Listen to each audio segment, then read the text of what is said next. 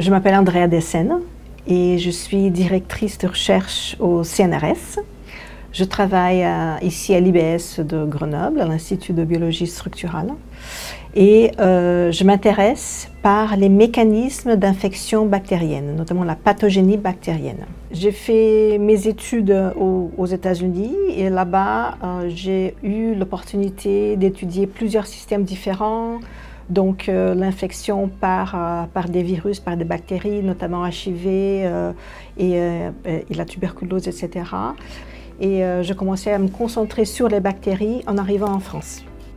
Donc mon laboratoire a deux adresses. Donc une partie de mon groupe est ici, à Grenoble, à l'Institut de biologie structurale, et une deuxième partie est à Campinas, c'est une ville qui est proche de São Paulo, au Brésil. Et on s'intéresse, on travaille ensemble, les deux parties travaillent ensemble, et on s'intéresse à d'abord découvrir et pouvoir expliquer, en utilisant la biochimie, la biophysique, la biologie structurale, les premières étapes d'une infection bactérienne. Donc on veut comprendre les facteurs de virulence, les systèmes qui sécrètent des toxines directement dans les cellules. On veut pouvoir comprendre ça à un niveau atomique, en détail atomique. La deuxième partie de notre travail, c'est plutôt vers la compréhension de la formation de la paroi bactérienne et notamment l'élongation de la paroi bactérienne. Donc les deux parties du laboratoire travaillent ensemble sur ça, et un troisième intérêt serait de découvrir des nouvelles molécules qui pourraient venir pour empêcher la formation de gros assemblages qui régulent la formation de la paroi et être des bons points de départ pour le développement de nouveaux antibiotiques.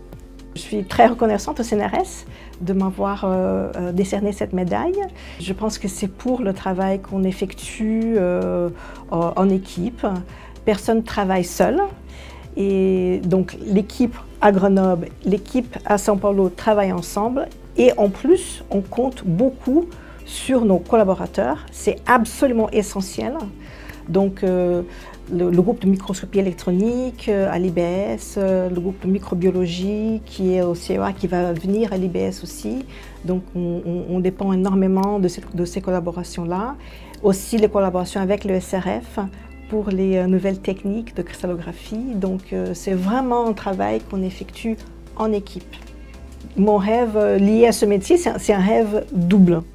Donc, d'un côté, expliquer la formation de ce complexe qui s'appelle l'élongasome de bactéries pathogènes, de pouvoir le comprendre, sa régulation, comment les protéines interagissent en grand détail.